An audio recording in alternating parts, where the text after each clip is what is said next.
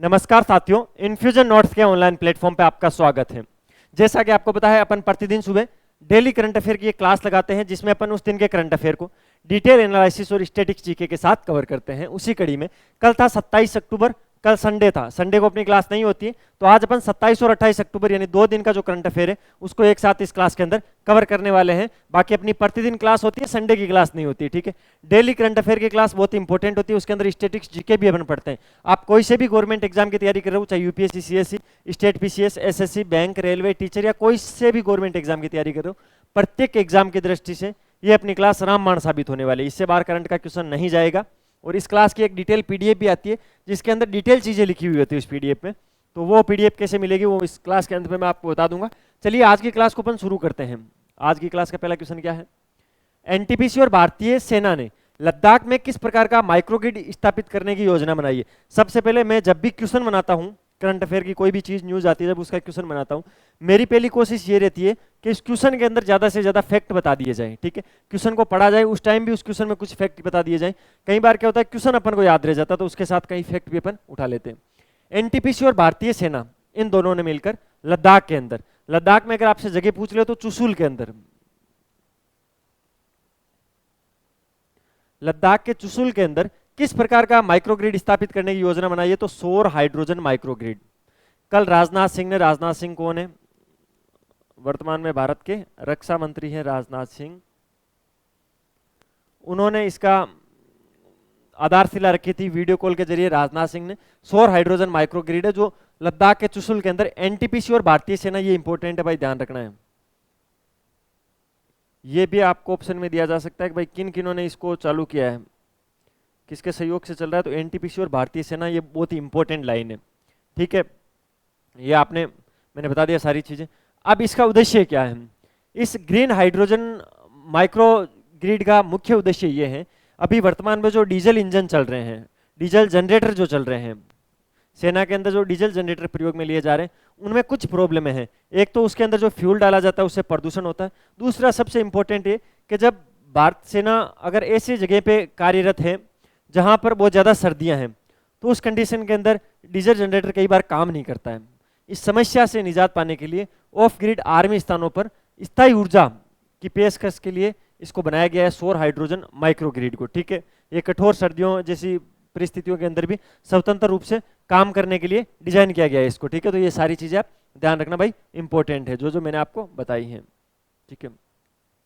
अगर आपको वीडियो की क्वालिटी, कंटेंट की क्वालिटी अच्छी लगी और आप डेली अगर हमारी क्लास देखते हो डेली करंट अफेयर की, तो नो डाउट आपको अच्छी लगती है। एक बार अगर आप इस क्लास को ध्यान से देखोगे, आप इसका कंटेंट देखोगे, तो दूसरी बार आप खुद आगे से चला के देखने के लिए आओगे, ठीक है। तो अगर आपको वीडियो की क्वालिटी, कंटेंट की क्वालिटी और मेरी मेहनत अच्छी लग रही है तो लाल वाला बटन दबाकर चैनल को सब्सक्राइब करना, वीडियो को लाइक कर देना, अपने दोस्तों के साथ शेयर कर दिया करो। यार तुम रील तो बहुत सारी भेजते हो जो हंसी मजाक वाली होती है। अच्छा, ये थोड़ी यूजफुल चीज़ है। रील बनाने वाले में ज़्यादा प्रॉब्लम्स भी नहीं होती है। जो क्रिएटर होता है, रील बनाने वाला होता है, उसको कोई गंदी हरकत करनी होती है, आप ऑटोमेटिक दूसरी जगह शेयर कर देते हो। लेकिन यहाँ क्या करते हैं, हम प्रतिदिन आपके लिए करंट अफेयर तैयार करते हैं, उसकी पीपीटी बनाते हैं, उसकी पीडीएफ बनाते हैं, आप तक उसको पहुँचाते हैं, वीडियो क्लास रिकॉर्ड करते हैं आपके लिए, फिर उसको आप अपलोड करते हैं। तो इतनी मेहनत हम कर रहे हैं तो वो आप शेयर नहीं करोगे, क्योंकि हम क्या कर रहे हैं, पढ़ाई तो रहे हैं, अच्छी बात है, पढ़ाओ, हमें क्या मतलब है। तुम यहाँ अच्छा सा कोई अगर डायलॉग मारो, कोई अच्छा सा जोक मारो जिससे हम खुश हो जाएं हंस के, तो उसको हम शेयर कर देंगे, ठीक है। कर दिया करो एक आधा शेयर वेयर। अगला क्वेश्चन, C-295 विमान विनिर्माण परिसर का उद्घाटन किस स्थान पर किया जाएगा? ठीक है, आज इसका उद्घाटन किया जाएगा भाई, ठीक है। C-295 विमान का नाम याद रखना है। C-295 जो विमान है उसके वापस विनिर्माण के लिए एक यूनिट लगाई जाएगी, उसका उद्घाटन कहां पर किया जाएगा? तो गुजरात के अंदर। गुजरात के अंदर सर, मैं जो प्रॉपर जगह अगर आप बता दो तो अच्छा रहेगा, तो वडोदरा के अंदर, वडोदरा गुजरात के अंदर इसका वापस उद्घाटन किया गया है, कल आज किया जाएगा, ठीक है। प्रधानमंत्री नरेंद्र मोदी और अभी स्पेन के प्रधानमंत्री हैं जो पेड्रो सांचेज हैं, ठीक है, वो वडोदरा के अंदर जो टाटा एयरक्राफ्ट कॉम्प्लेक्स है उसका उद्घाटन करेंगे। जो C-295 जो विमान है उसको बनाएगा। ये भारत की पहली निजी क्षेत्र की फाइनल असेंबली लाइन भी होगी इसके साथ में, तो ये चीज़ें ध्यान रखनी है। इस परियोजना के अंदर कौन कौन हिस्सेदारी ले रहा है? तो एक तो टाटा ग्रुप ले रहा है, एक भारत इलेक्ट्रॉनिक्स लिमिटेड ले रहा है और एक भारत डायनेमिक लिमिटेड है। ऐसी कुछ कंपनियां हैं वो एक साथ मिलकर इस प्रोजेक्ट को पूरा करने में सहयोग दिखाएगी। तो आपको ध्यान रखना है प्रधानमंत्री नरेंद्र मोदी और स्पेन के प्रधानमंत्री पेड्रो सांचेज, ठीक है, पेड्रो सांचेज का नाम मैं आपको लिख ही देता हूं, आप भूलोगे।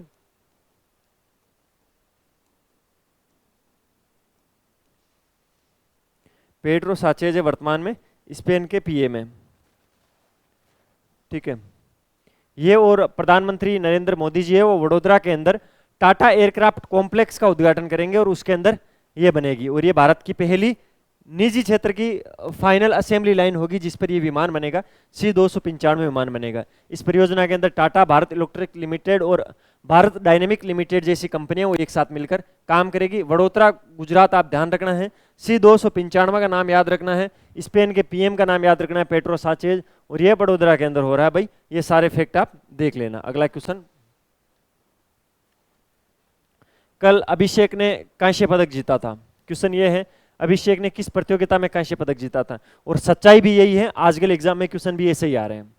आपसे पूछा जा रहा है यहां तक कि उनका इवेंट क्या था, 65 किलोग्राम में थे, 60 किलोग्राम में थे, फ्री स्टाइल के अंदर थे, किस श्रेणी के अंदर थे, यहां तक के क्वेश्चन पूछे जाते हैं आजकल एग्जामों में। एग्जाम की डिमांड है। क्वेश्चन देखिए, अभिषेक ने किस प्रतियोगिता में कांस्य पदक जीता है, तो अभिषेक ने जो अंडर-23 कुश्ती विश्व चैंपियनशिप है उसके अंदर ये पदक जीता है, ठीक है, ध्यान रखना है। अभी ये चल कहां पर रही है, अल्बानिया में चल रही है। अल्बानिया के तिरान के अंदर ये चल रही है। कहां पर, अल्बानिया में चल रही है। अल्बानिया देश में चल रही है। अल्बानिया का शहर है तिरान। अल्बानिया के तिरान के अंदर चल रही है अंडर-23 कुश्ती विश्व चैंपियनशिप। वहां पर जो पुरुषों की 61 किलोग्राम की फ्री स्टाइलिंग श्रेणी थी, कौन सी, 61 किलोग्राम की, 61 केजी की, लो साफ साफ लिख देता हूं फिर आप बोलोगे दिख नहीं रहा है। 61 केजी की कैसी फ्री स्टाइल के अंदर उन्होंने जीता है। 61 किलोग्राम की फ्री स्टाइल श्रेणी के अंदर जो अल्बानिया तिरान के अंदर अंडर-23 कुश्ती विश्व चैंपियनशिप चल रही है उसके अंदर अभिषेक ने कांस्य पदक जीता है। कौन सा पदक जीता है, कांस्य पदक जीता है। इंपॉर्टेंट है भाई, ध्यान रखना है, ठीक है, मोस्ट इंपॉर्टेंट क्वेश्चन है। इन्होंने क्या किया था, जो यूक्रेन के माइटिका अब्रामोवा है उनको 3-0 से हराकर ये पदक अपने नाम किया था। तो भाई ये चीज आप विशेष ध्यान रखना। अगले क्वेश्चन पे चलते हैं। इंडिया एआई और मेटा ने जनरेटिव एआई के लिए कहां पर एक केंद्र की स्थापना की है। देखिए केंद्र का नाम भी इंपॉर्टेंट है और मेटा जानते हो आप क्या है, जो फेसबुक है वो मेटा की ही पेरेंट्स कंपनी है, आपको अच्छे से पता होगा इसके बारे में। तो इंडिया एआई और जो मेटा है उसने जनरेटिव एआई के लिए जोधपुर के अंदर एक केंद्र की स्थापना की है, ठीक है। इसका नाम क्या रखा है, सर्जन नाम रखा है। इस केंद्र का नाम रखा है सर्जन। क्या नाम रखा है, सर्जन नाम रखा है। ये जो जेनरेटिव एआई है उसके लिए एक्सीलेंस सेंटर है, सर्जन इसका नाम रखा गया है और यहाँ पर जनरेटिव एआई पर रिसर्च की जाएगी। इंडिया एआई और मेटा ने मिलकर ये काम किया है। किसने, ये इंपॉर्टेंट है भाई, दो कंपनियों के नाम याद रखना है। इंडिया एआई, एआई का मतलब तो समझते हो आर्टिफिशियल इंटेलिजेंस, और मेटा मार्क जुकरबर्ग की कंपनी है मेटा, फेसबुक, इंस्टाग्राम और व्हाट्सएप की जो है वो है, ठीक है। तो ये चीज आपको ध्यान रखनी है। इस पहल का उद्देश्य क्या है, तो भारत में जो एआई के अंदर अभी प्रतिभा अंतर है उसको कम करना। कहीं पर एआई अच्छा काम होता है, कहीं पर एआई से अच्छा काम नहीं होता, उसको कम करना, ठीक है। एआई के विकास को बढ़ावा देना, वैश्विक एआई उन्नति में भारत की भूमिका को सुदृढ़ करना, ये सब इसके उद्देश्य रहेंगे। इंपॉर्टेंट यही है। इंडिया एआई और मेटा एआई के अंदर मेटा एआई ने जनरेटिव एआई के लिए सर्जन नाम से एक एक्सीलेंस केंद्र स्थापित किया, जोधपुर के अंदर किया। जोधपुर का आप सब जानते हो राजस्थान में है। कहाँ पर है, राजस्थान में है जोधपुर, ठीक है। इंपॉर्टेंट है भाई, ध्यान रखना है, ठीक है। तो अगले क्वेश्चन पे चलते हैं। अगला क्वेश्चन क्या है,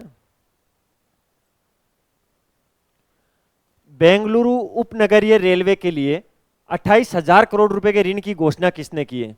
जो बेंगलुरु उपनगरीय रेलवे है उसके लिए 28,000 करोड़ रुपए के वित्त की घोषणा की है भाई। 28,000 करोड़ रुपए दिए जाएंगे। कौन देगा, तो यूरोपीय निवेशीय बैंक है वो, जिसको ईआईबी बोलते हैं, यूरोपीय investment bank. Europe investment bank आप ईआईबी की फुल फॉर्म है, हिंदी में यूरोपीय निवेश बैंक है। उसने बेंगलुरु के उपनगरीय रेलवे को 28,000 करोड़ रुपए देने की घोषणा की, 2800 करोड़, सॉरी 2800 करोड़ रुपए देने की घोषणा की है, ठीक है। इसके अंदर जो ईआईबी के वर्तमान के अंदर उपाध्यक्ष है निकोला बियर। कौन है? Nicola beer.